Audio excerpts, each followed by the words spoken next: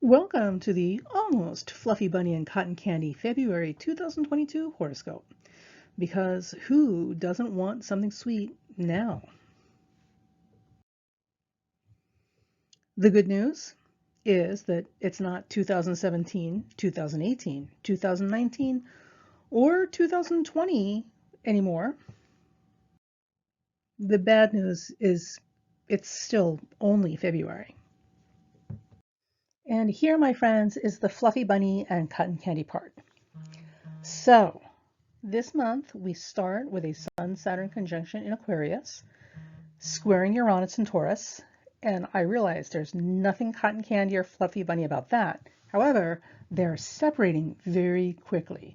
So the worst of this we're feeling at the very beginning of the month, and then it's done. We've got reprieve and a lessening of pressure as we go through the rest of the month. That by itself is something to look forward to. So we are going to be given the opportunity to have a relatively smooth flowing, peaceful February by comparison to the bookends on either side of it this year. Now, Mercury will be stationing direct at 24 Capricorn, conjuncting Pluto at 27 Capricorn at the beginning of the month with the Sun-Saturn square Uranus conjunction square we were just talking about. And that will be on February 4th, 2022. Now, again, I know that Mercury and Pluto together are not the most holly go lightly, Mary Poppins kind of aspect we're looking at here, but look at it this way. Mercury with Pluto together, it doesn't just only rule the underworld and criminal activity and all sorts of, deep, dark, uh, scary secrets and big power moves. What it also rules when they are together are detectives, extractions, things that give us very important key information in its most powerful condensed form, as well as the ability to cut through the nonsense, right, and see what's really going on and make good, clean, swift, necessary decisions. And this is even further emphasized by that Sun-Saturn conjunction squaring Uranus. So if we ever needed a moment to be able to take a deep breath and feel okay and know that for 5 minutes people have stopped lying to us, the beginning of this week will bring that to us with this particular combination. So rest assured, my friends, this first week of Aquarius will give us an opportunity to have somebody or something or some circumstance cut through the bull hockey and open things up to a much more clear viewing of the field ahead of us, without all the noise and nonsense that we've typically been bombarded by. So that's something to look forward to. And my friends, here's the sexy part. So while this is happening, here's the good part, and just in time for Valentine's Day, Venus and Mars will be approaching their lovers conjunction all month long. So they'll reach a conjunction and hook up before the month is over. But that building tension, that building delicious tension of Venus and Mars moving towards each other across a battlefield, finally able to embrace again their long lost love, like a soap opera, right? Big dramatic soap opera, is the feeling this month. So for those of you who are needing a little bit more love in your life, or a little bit more romance, or a little bit more suspenseful intrigue of the good kind, mind you, that energy, that urge to merge, that need to feel like you're part of a couple or coupling, that desire to meet your soulmate or at least your cellmate or inmate, all of these things that drive us forward and make it worth going out into the world to deal with other human beings is an operative dominant theme and undercurrent all month long. Now, I will tell you, it is in Capricorn. So with these two lovers, Venus and Mars, in Capricorn as they come together, some of the things you should know if you want to make the best out of this aspect. Capricorn is the sign Capricorn, and the expression of Capricorn, even with Venus and Mars, is all about a very British sensibility, right? So you put on the good face and you put on the best behavior and you do what is expected of you in public to give the right appearances, because appearances are everything. Once you're behind closed doors or away from the public eye, then you get to be, and you should be, the exact opposite. So all that soap opera sexy, you want to keep under wraps until you're in private mode, and then you want to unleash the beast. That, my friends, is how you get the most out of this particular month. Now, for you gentlemen who are doing the hot pursuit, or for you women who are generally the pursuers, what I would say, also remember, is that Capricorn is a very old-fashioned sign. So courtship and seduction and doing it the old-fashioned me, man, you, woman kind of thing is absolutely the better way to get the most out of this particular conjunction. So if you're a woman who's very independent and you're not afraid of letting people know by post, honey, I like you and I want your number, this month would actually be a good month to play it backwards and let the man pursue. Give him a couple of hoops to jump through. Let him show that he's invested and serious and that he is worth you investing your time in, like the old-fashioned way. Well, I'm serious.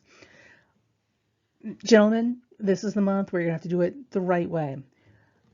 Sweet words, gifts, flowers, doing something chivalrous and noble, being a gentleman in front of her, putting on your best manners, acting like you care enough about what she thinks of you that you're trying to do everything the right way and you're trying to be that kind of man that she can and will think the best of. I know it sounds corny, but for this month, with all that's going on, a little bit of old-fashioned courtship and all the old-fashioned kind of rules that are silly now, but still kind of fun. Engaging in those things as a form of sport would actually maximize your romantic potentials this month, whether you're in a relationship or outside of a relationship. And also, more importantly, it can be fun. So when you do all of that, remember, the public face is very proper and plays by the rules, and you do the old-fashioned traditional rules because this is how things get done. Thou shalt not pass until this hurdle is crossed. Once you're behind closed doors or in private time, then you can unleash the beast. And you can be all kinds of whoever you need to be, but you have to have that division between the public face and the private life, right? And you really want to emphasize the old-fashioned traditional courtship rules, right? So for women, you want to be all those things that we expect for a woman who would be courted, and for a man, all those things we would expect for a man who's going to court. Now, for those of you who are in same-sex relationships or who are gender, I'm not completely sure what we call this. You don't identify as a gender, right? Non-conformist gender, non-binary, something or other, whatever.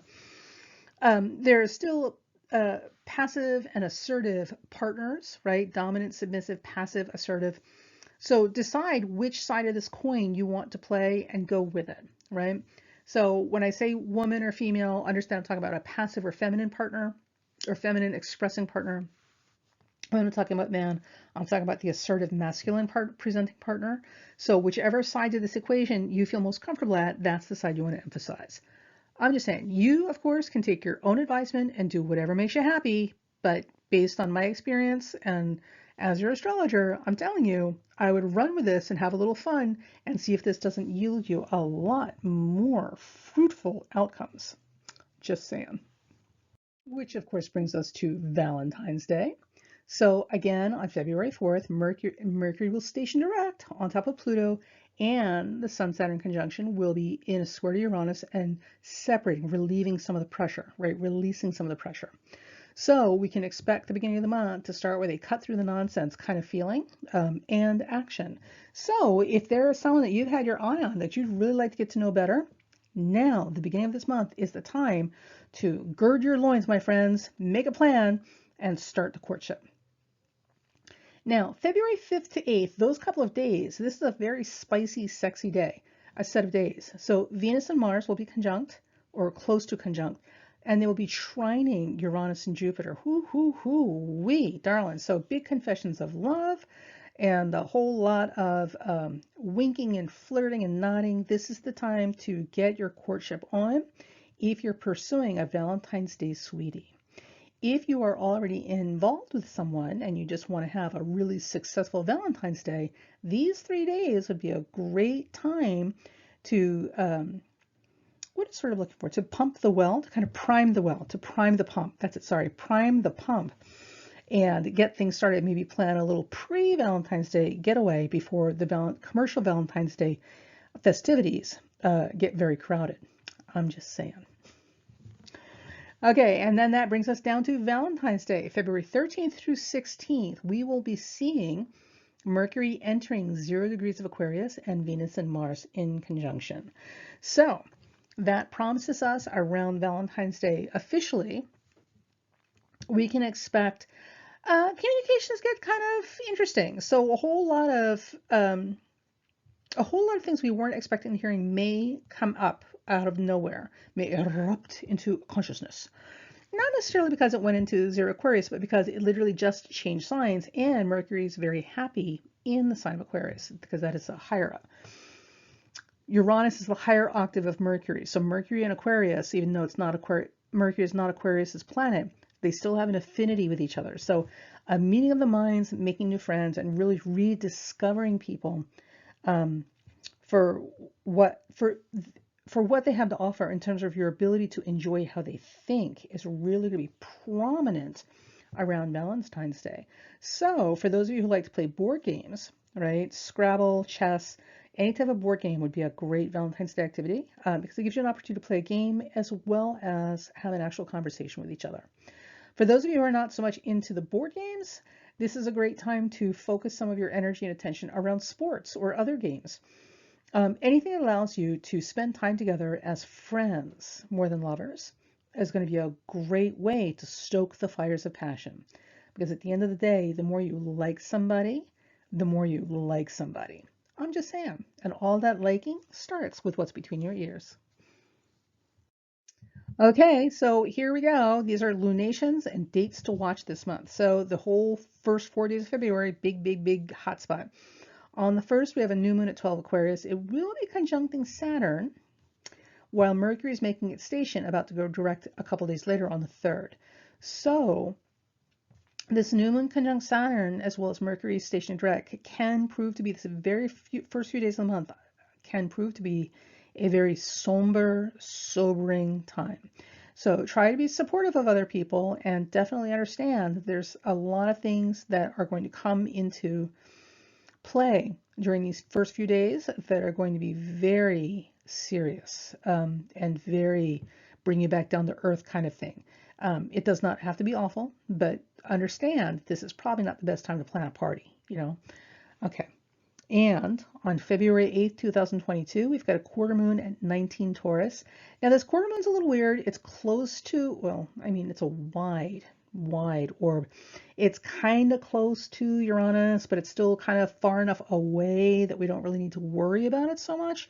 So I would look for this time between the 4th and the 15th, in spite of the quarter moon, to actually be kind of pleasant. Now, the other thing with this particular quarter moon in Taurus is during this time period between the 4th and the 15th, that quarter moon will also be making some lovely aspects to all those Capricorn planets. So it should be actually a really easy, fruitful, good time, which again, I'm saying, if you want to do some tailgating before the event or priming the pump on the well to get the water flowing, to get that heart open, this is the time to do it. So for those of you who are actively involved with people, like plan maybe a pre-Valentine's Day time together, and you're going to find that it works out even better than you could have hoped for.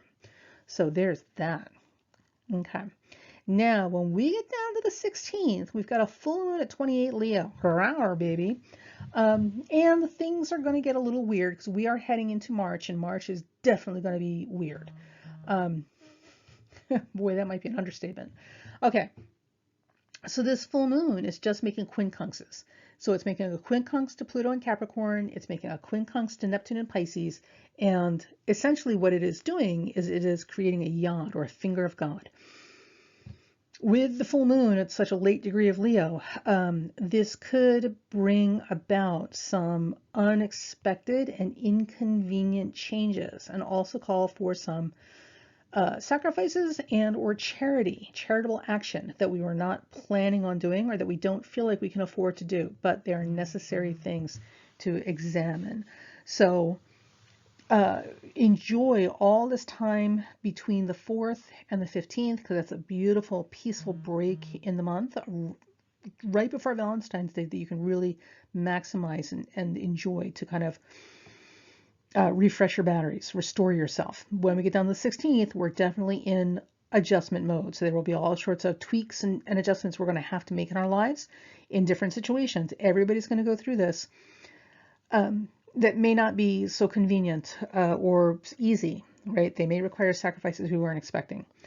The way to get through this full moon is always with compassion, charity, and most important, a commitment to the highest level of integrity that you can master. Leo is the sign of ethics and integrity, believe it or not. Leo, the true essence of Leo, is all about integrity, pride built on integrity, right? Quincunxing Pluto, Pluto has everything to do with principles, the principle of the thing, right? The most important things in a situation, the essence of what matters in a situation. So when we have the full moon quincunxing Pluto, it's definitely a time for us to adjust our sights and kind of focus our lenses so we can really focus in on integrity and principle and purpose, or integrity and principle together gives us a sense of purpose. So oh my God, those are the things you want to kind of keep in the back of your mind as you're going through this full moon, and you'll find that whatever you do that is acting out of a place of integrity and purpose, or sorry, principle, will not only allow you to maintain your sense of purpose in any situation, but will also allow you to nearly walk on fire and come through unscathed. So take that as a quick tip from your astrologer.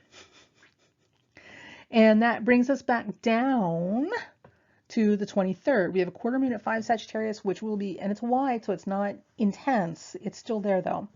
Which will be quincunxing Uranus. And that's going to kind of put us at loggerheads between what we want to do, because this is a Jupiter-ruled moon, and, you know, the things we can afford to do, right? So there's a lot of that. I want this, but I can only afford that, right? I want a vacation in Mexico, and I can only afford a vacation in Hoboken, New Jersey. Anyway, at the same time, Mercury will be conjuncting Saturn. So the end of the month is going to bring us right back to the same sobering kind of realistic thinking that we were dealing with at the very beginning of the month. This particular time period at the end of the month, though, with that quincunx to Uranus and that quarter moon, as inconvenient as it might seem, this is also a great time for us to get really honest about what it is that we're pursuing and why we're pursuing it. So take this as an opportunity to really get clear and cut the noise from yourself, and also, if you're paying attention, to also find unexpected opportunities in places you weren't expecting to find them. So the moment you get clear and you are aligned with yourself, your true authentic self, even if it means that you have to let a situation or some circumstance or a person go under this quarter moon, if you are true to yourself and you're clear and you're aligned with yourself as you're doing this, and you're doing it voluntarily rather than having it ripped away from you, with that Mercury conjunct Saturn happening at the same time, you're going to find that your ability to walk into opportunities that will serve you even better are enormous, because Mercury conjunct Saturn will make sure that you get notice of something that's really going to serve you better, assuming, of course, that you're prepared for that and you've made yourself the person you need to be to have this experience and get the most out of it. So, my friends, there's that. And that is our fluffy bunny cotton candy horoscope for February. It's going to be a generally mild month, and I want you guys to really enjoy this. There's a couple of weeks in there right before Valentine's Day that are going to be absolutely awesome for romance and love and pleasure, even if it's not romantic pursuits you're looking for. Certainly pleasurable pursuits will be well received at this time. So go make the most of it while we have it. This whole month is like a pause in the movement of music between the beats. So enjoy this part of the song to rest and recover, because come March, honey, whew, game on. All right, this has been Miss Jenny. I am your astrologer. We will talk to you soon, and you guys have a great day.